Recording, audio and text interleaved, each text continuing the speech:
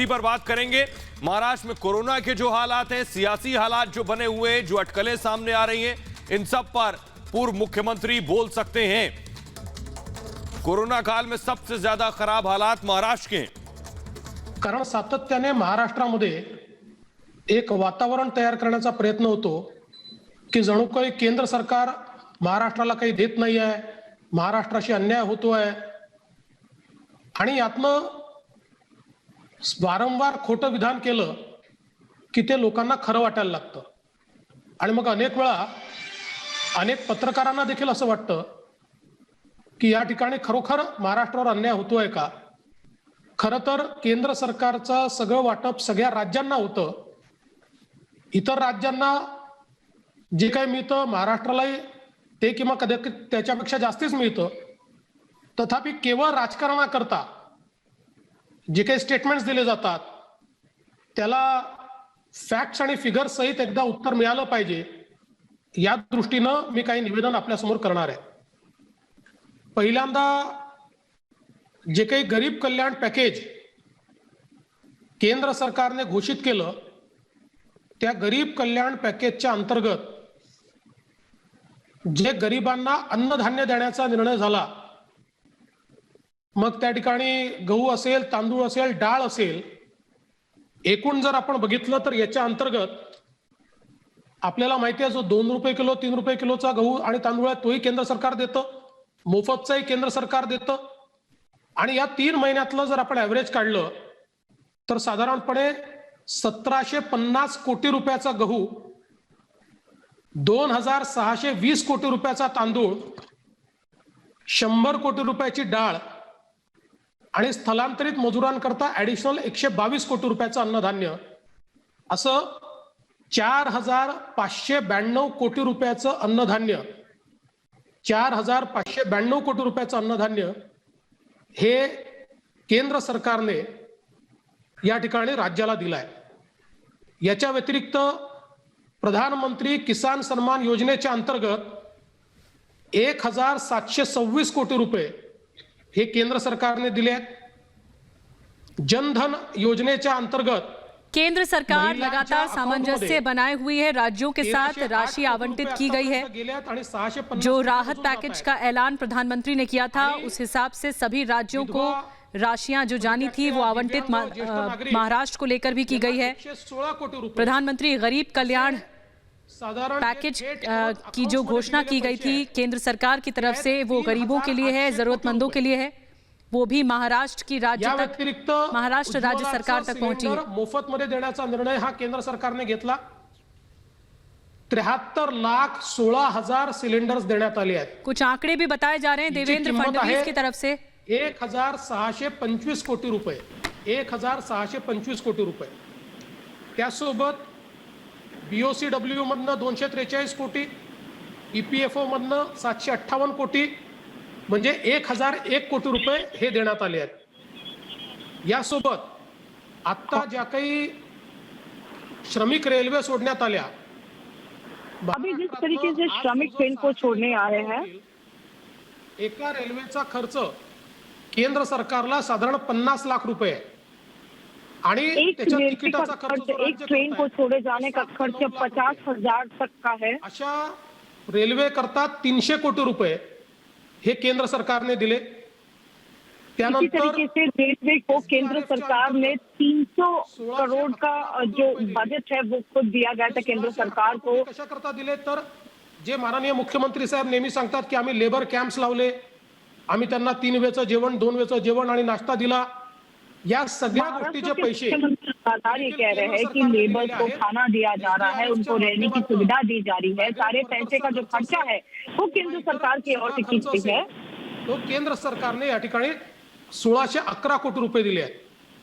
यासोबत पूरी चीजों का खर्चा खुद 1100 कोटी जो है, यानी 1100 करोड़ जो है वो केंद्र सरकार की ओर से राज्य सरकार को दी गई थी। जो 16 लाख N95 मास्क दिले आणि याच्या व्यतिरिक्त राज्याला खरेदी करता यावी म्हणून जवळजवळ 448 कोटी रुपये दिले। याचा हिशोब जर आपण लावला तर SDRF आणि हेल्थला दिलेले जे पैसे आहेत त्यात 2059 कोटी रुपये. त्यासोबत डिव्होल्यूशन ऑफ टॅक्सेस N95 मास्क या लेबर्स के खाने पीने, उनके रहने, उनके सारी सुविधा के लिए करीबन केंद्र सरकार की ओर से 2160 करोड़ रुपए खुद राज्य सरकार को दी गई थी. ऍडव्हान्स मध्ये पैसे हे केंद्र सरकारने दिले आणि 5648 कोटी रुपये डिव्होल्यूशन ऑफ ये टॅक्सेस सारे पैसे केंद्र सरकार की ओर से राज्य सरकार को एडवांस में दिए गए थे. आणि हे महत्वाचं काय आहे तर डिव्होल्यूशन ऑफ टॅक्सेस मध्ये केंद्र सरकारकडे जेवढे पैसे जमा होतात त्याच्यापैकी 41% राज्यांना जातात. त्यात प्रत्येक राज्याचा हिस्सा हा ठरलेला आहे. आता केंद्र सरकारकडे टॅक्सेसच आले नाहीत कारण इन्कम टॅक्स भरण्याकरता मुदत दिली, वेगवेगळ्या प्रकारचे टॅक्सेस भरण्याकरता मुदत दिली.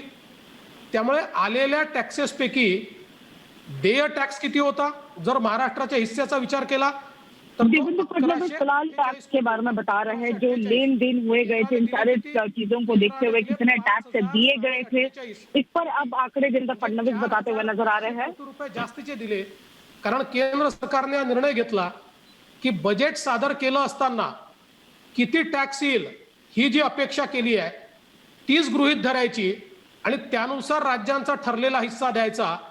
त्यामुळे आपल्याला केंद्र सरकार की ओर से जो बजट सामने लाया था ये इस मुद्दे को देखते हुए लाया था कि आखिरकार राज्य सरकार को कितने पैसे जो है वो अलॉट किए जाएंगे, उसी को देखते हुए केंद्र सरकार ने अपना बजट सामने रखा था.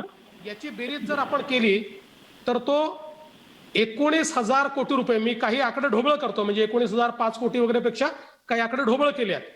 19,000 कोटी रुपये हे या मदतीच्या माध्यमातून महाराष्ट्र सरकारला केंद्र सरकारकडनं मिळाले आहेत.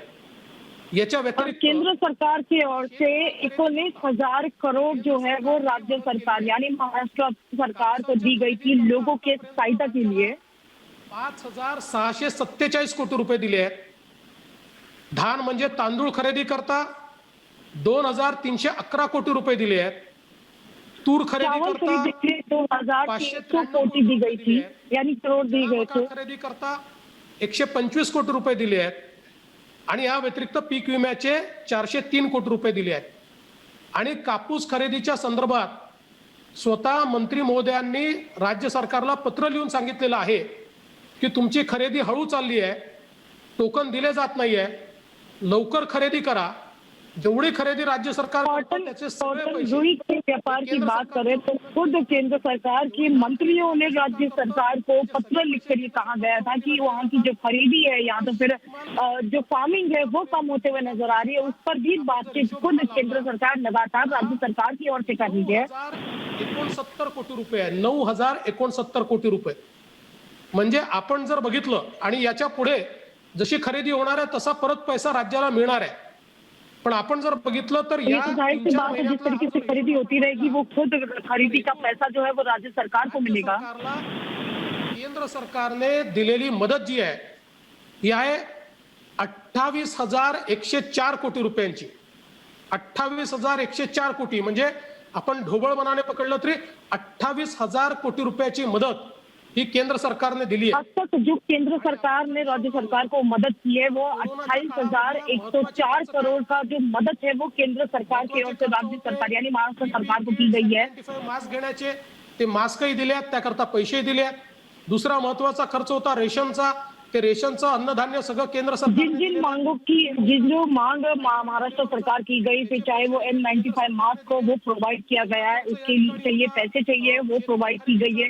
राशन की मदद जो है वो महाराष्ट्र सरकार को केंद्र सरकार की ओर से की गई है. प्रमाणात केंद्र सरकारने पैसे दिले आहेत.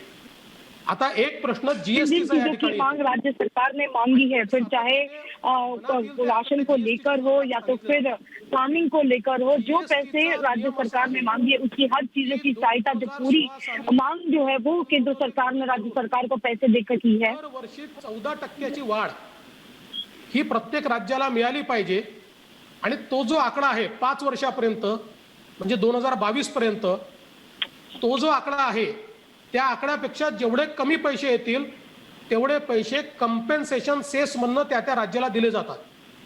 हा कंपेन्सेशन सेस जो आहे केंद्र सरकारने काही गुड्सवर विशिष्ट टॅक्स लावलाय तो सगळा टॅक्स हा किटीमध्ये जातो आणि त्यातनं जीएसटी काउंसिल अब एक नए नियम के साथ जहां पर देखा जा रहा है, जो कंपनसेशन टैक्स की बात कर रहे हैं, फिर चाहे केंद्र सरकार ने कई ऐसे गुड्स और जो सर्विसेज है उन पर टैक्स लगाया है और वो जो भी टैक्स जमा किए जा रहे हैं वो खुद एक कंपनसेशन टैक्स के तौर पर राज्य सरकारों को दिए जा रहे हैं। सभी राज्य सरकारों को हर एक तरीके का कंपनसेशन टैक्स जो है उसकी सुविधा दी जा रही है। कन्सॉलिडेटेड फंडातनं पैसा देऊन या ठिकाणी नोव्हेंबर पर्यंतचे सगळे पैसे क्लिअर केले आहेत आणि त्याच्यानंतरचे जे काही पैसे आहेत आता ते पैसे कसे द्यायचे, कारण कंपेन्सेशन किटीत पैसे नाहीये, याकरता जे सगळे आमचे अर्थमंत्री आहेत यांची जी काउन्सिल आहे ही काउन्सिल त्या संदर्भात निर्णय घेणार आहे आणि साधारणपणे हा निर्णय असा असू शकतो की त्या संदर्भातलं कर्ज